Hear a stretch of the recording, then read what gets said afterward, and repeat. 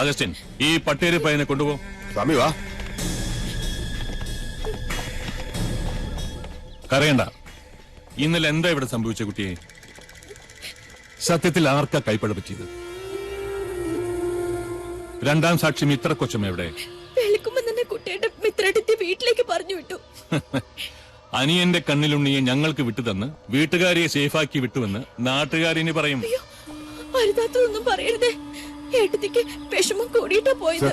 മുതുകിൽ മാത്രമല്ല, തലയ്ക്കും കുത്തിയിട്ടുണ്ട്, വലതു ചെവിയുടെ ഭാഗത്ത്. പിന്നിന്ന് മാത്രമല്ല കുത്തി വീഴ്ത്തിയത് അല്ലേ?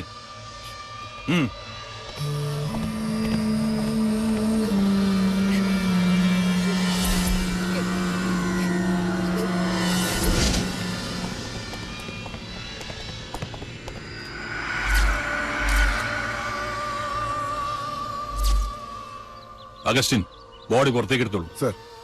കാര്യങ്ങൾക്കൊക്കെ ക്ലാരിറ്റി ആവുന്നത് വരെ സംഗതികളൊന്നും സിമ്പിളായി എടുക്കണ്ട. Yes sir.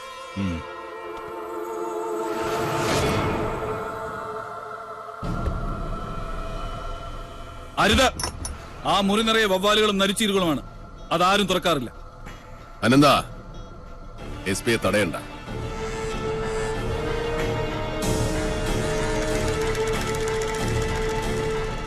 Mister S P, Nellore മനയിൽ ഒരു ശവം കൂടെ വീണ് കിടപ്പുണ്ട്. ശവമോ? ആരുടെ? ഇന്നലെ രാത്രി എന്നെ കൊല്ലാൻ വന്നവരുടെ കൂട്ടത്തിൽ ഒരുത്തൻ വഴിതെറ്റി കയറിയത് ആ മുറിയിലേക്കാണ്. തുറന്നു നോയിക്കോളൂ, അസ്ഥിവഞ്ചനമെങ്കിലും കാണും. അഗസ്റ്റിൻ,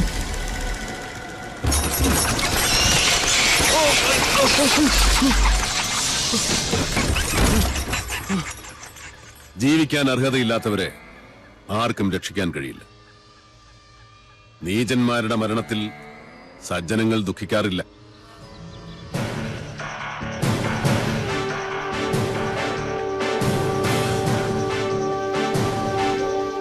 നിൽക്കണം.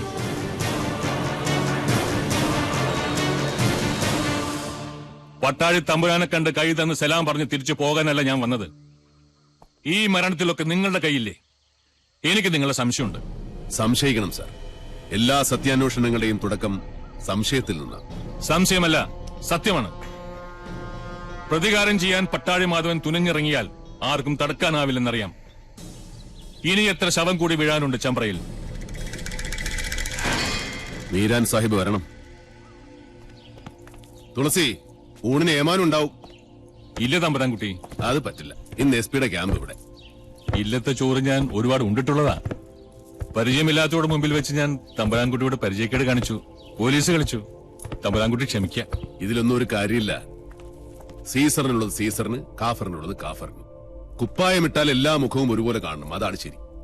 ആ കുട്ടിയോട് എന്ത് തരക്കാരെന്ന് അറിയാത്തതുകൊണ്ട് ഞാൻ ഏത് തരക്കാരനാണോ ആ തരക്കാരായി വളരാനാണ് ഞാൻ അവരെ പഠിപ്പിച്ചത്. പിന്നെ എസ് പിക്ക് എന്താ അറിയേണ്ടത്? എല്ലാം വിശദമായി പറഞ്ഞുതരാം.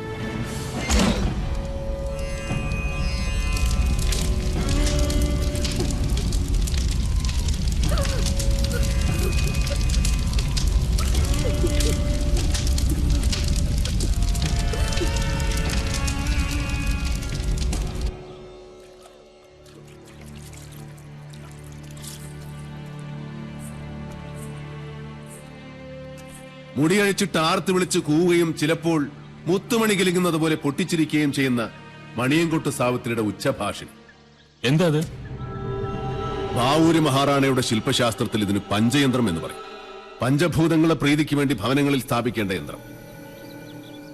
ആരുമറിയാതെ യന്ത്രത്തിന്റെ വായിൽ ഉളിയന്നൂർ തച്ചൻ ഒരു ജാലവിദ്യ ഒളിപ്പിച്ചു വെച്ചു. ഒരു പുല്ലാങ്കുഴൽ. രാപ്പകൽ പാലക്കാടൻ കാറ്റ് ഇരമ്പ് വീശും ചെമ്പ്രഭൂമിയിൽ. അപ്പോൾ കുഴൽ കൂകി വിളിച്ചുകൊണ്ടേയിരിക്കും. അതാണ് യക്ഷിഗർജനമായി ഇക്കണ്ട കാലം അത്രയും നെല്ലൂർ മനയിൽ മുഴങ്ങിക്കേട്ടത്. ആ വിദ്യ ഉളിയന്നൂർ കൗടില്യത്തിന്റെ മറ്റൊരു സ്മാരകം. ഉളിയെറിഞ്ഞ് ഞാൻ അരിഞ്ഞു വീഴ്ത്തിയത് സാവിത്രിയുടെ നാവല്ല, തച്ചുശാസ്ത്രത്തിലെ ഒരു അമരധ്വജന്റെ മഹാസിദ്ധിയെയാണ്. തമ്പുരാൻകുട്ടി തന്നെ പറയും. കോടതിയിൽ സബ്മിറ്റ് ചെയ്യേണ്ട കേസ് ഡയറിയിൽ കൊല ചെയ്തത് മണയൻകോട്ട് പ്രേതമാണെന്ന് എങ്ങനെ എഴുതി വെക്കും ഞാൻ? ആര് വിശ്വസിക്കും? ഈ പൊട്ടക്കുളത്തിൽ മുങ്ങിച്ചത്തവന്റെ ശവം ചെമ്പ്രപ്പുഴയിൽ എങ്ങനെയാ പൊങ്ങുക?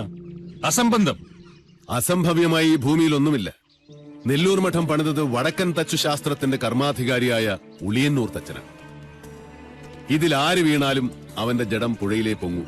ഒരു പോലീസുകാരനും അതിൽ സന്ദേഹം വേണ്ട. എന്നുവെച്ചാ അളവ് തെറ്റിപ്പണിയിച്ച അരക്കില്ലമാണ് നെല്ലൂർ മന.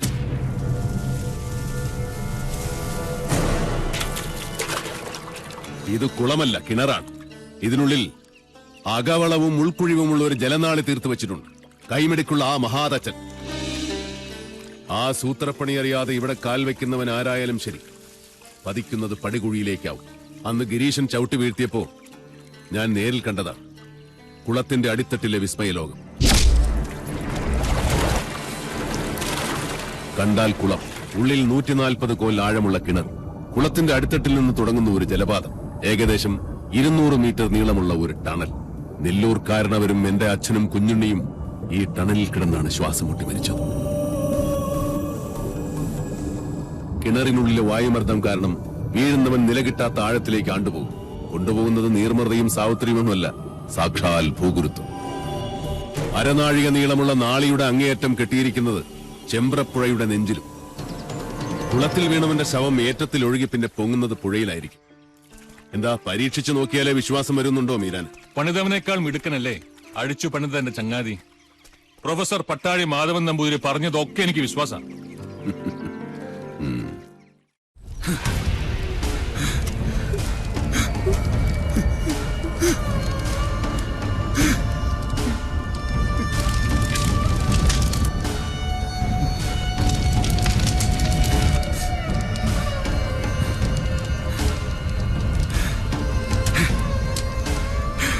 സൂരി, അവിടെ നിക്ക.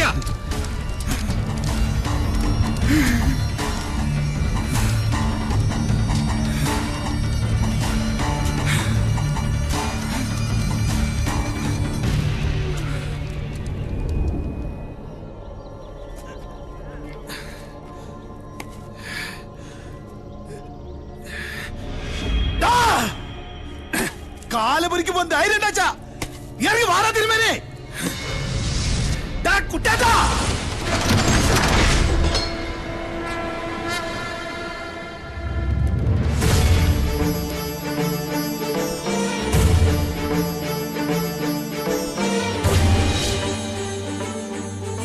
ഇനി നിന്റെ തിലോദകം കഴിഞ്ഞിട്ടാ ഞാൻ കുളിക്കോ? തിരിച്ചു പോവില്ല ചെമ്പരെന്ന് നീയും നിന്റെ സേവകരും. ജീവനോടെ ചുടുവല്ലാത്തനെയും.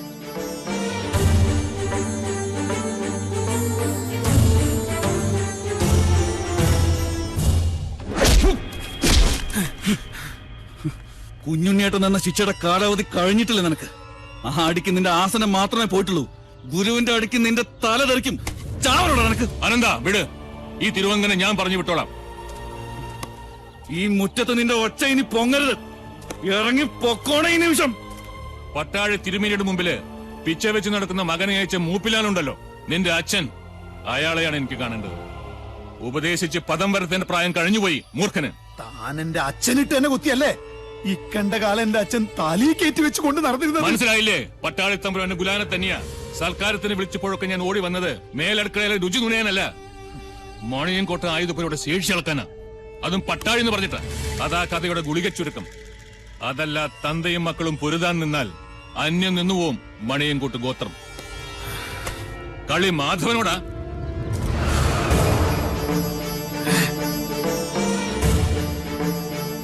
108 മർമ്മങ്ങളും കെട്ടുപോയ വെറും ഉടലാണ് നീ.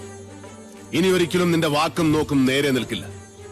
അതുകൊണ്ട് ശിഷ്ടകാലം ഇതുപോലെ ചത്തു ജീവിക്കും. അതാണ് നിനക്കുള്ള ശിക്ഷ. പൊയ്ക്കോളൂ. പോടാ.